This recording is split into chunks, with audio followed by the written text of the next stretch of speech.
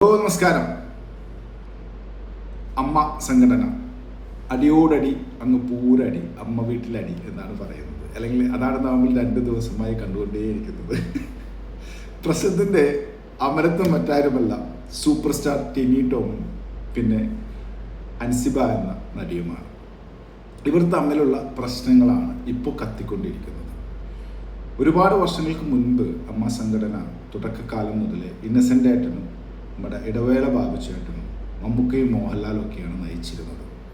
അവരുടെ കൺട്രോൾ ഉണ്ടായിരുന്ന സമയത്ത് അതിനൊരു ചിട്ടയും അമ്മ സംഘടന എന്ന് തന്നെ പറയുമ്പോൾ അതിനൊരു വാല്യൂ ഉണ്ടായിരുന്നു.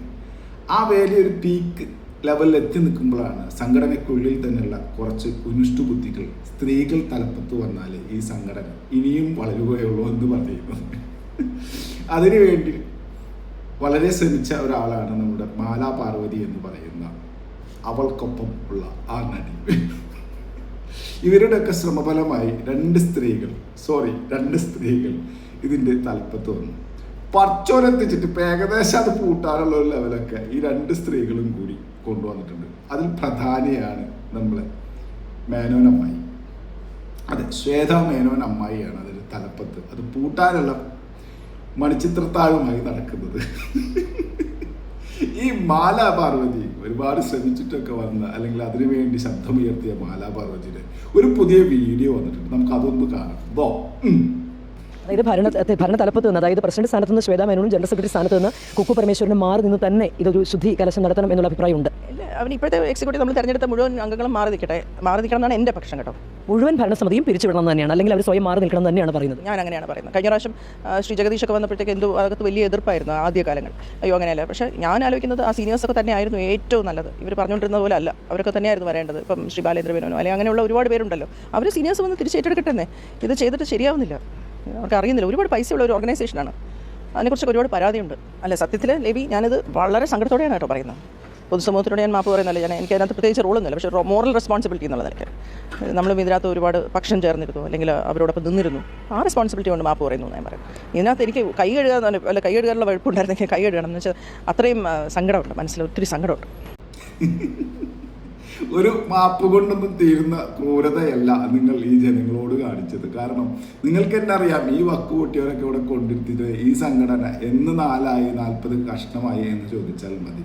നിങ്ങളെക്കാട്ടിയും വക്ക് പൊട്ടിയതിന് ഇതിനൊന്നും ഒരു സംഘടനയും മുൻപോട്ട് കൊണ്ടുപോകാനുള്ള കഴിവില്ല എന്നുള്ളത് വളരെ വ്യക്തമാണ്. ഇന്ന് ആലോചിച്ച് നോക്കൂ, ആ സംഘടനയിലെ തന്നെ എല്ലാ അംഗങ്ങളും പറയുന്നു ഈ ടിനി ടോം എന്നൊക്കെ പറയുന്ന സൂപ്പർ സ്റ്റാറുകളെ കൊണ്ട് നടക്കാൻ മാത്രമാണ്. ശ്വേതാ മേനോൻ പുട്ടിനിടയിൽ പീര പോലെ ഇടയ്ക്കിടയ്ക്ക് പറയുന്നുണ്ട്, ടിനി ടോം അങ്ങനെ ചെയ്യില്ല, no never do Tini Tom. ഈ സംഘടന എത്രയാവാൻ മമ്മൂക്ക, മോഹൻലാൽ, ഇടവേള ബാബു, ഇന്നസെൻ്റ് ഒക്കെ തുടങ്ങിയിട്ടുള്ള അത്രയും ഒരുപാട് പേരുടെ ഒരുപാട് വിയർപ്പ് ഉണ്ട് ഇതിന് പിറകിൽ. അല്ലാതെ ഇവരൊക്കെ ഒരു സുപ്രഭാതത്തിൽ വളർന്ന് പന്തലിച്ചതിന് ശേഷം മാത്രം വന്നവരാണ്. അതിക്ക് പിറകിൽ ഒരുപാട് കഥയുണ്ട്, ഒരുപാട് വിയർപ്പുണ്ട്. ഒരുപാട് ആർട്ടിസ്റ്റുകളുടെ ജീവിതം തന്നെ മെച്ചപ്പെട്ട രീതിയിൽ മരുന്ന് മേടിക്കാനും അവർക്ക് കൈനട്ടമെല്ലാമായി കൊടുക്കുന്ന ഒരു മനോഹരമായ സംഘടനയാണത്. ആ സംഘടനയെ കുഴിയിലേക്ക് ഇറക്കി വയ്ക്കാൻ മാലച്ചേച്ചിയൊക്കെ എടുത്ത എഫേർട്ട് വളരെ അഭിനന്ദനീയമാണ്. അതിനുള്ള അഭിനന്ദനം ജനങ്ങളായി ഇനി കമൻറ്റുകളായും വീഡിയോകളായും നിങ്ങൾക്ക് വരുന്നതായിരിക്കും. നിങ്ങളത് 2 കൈയും നീട്ടി സ്വീകരിക്കുക എന്നത് മാത്രമാണ് ചെയ്യേണ്ടത്. മാലാ പാർവതിയെ പോലെയുള്ള ഒരുപാട് നടികളും ഇനിയും സമൂഹത്തിലോട്ട് വരണം, കയറി വന്ന് ഇത്തരം മനോഹരമായി പോകുന്ന ഏതെങ്കിലുമൊക്കെ സംഘടനയുണ്ടെങ്കിൽ കണ്ടുപിടിച്ച് എങ്ങനെയെങ്കിലും പൂട്ടിച്ച് 4 വഴിക്കാക്കി കൊടുക്കണം വിനീതമായി അഭ്യർത്ഥിക്കുകയാണ്. എന്തൊക്കെയായിരുന്നു മലപ്പുറം കത്തി അമ്പും വെല്ലും.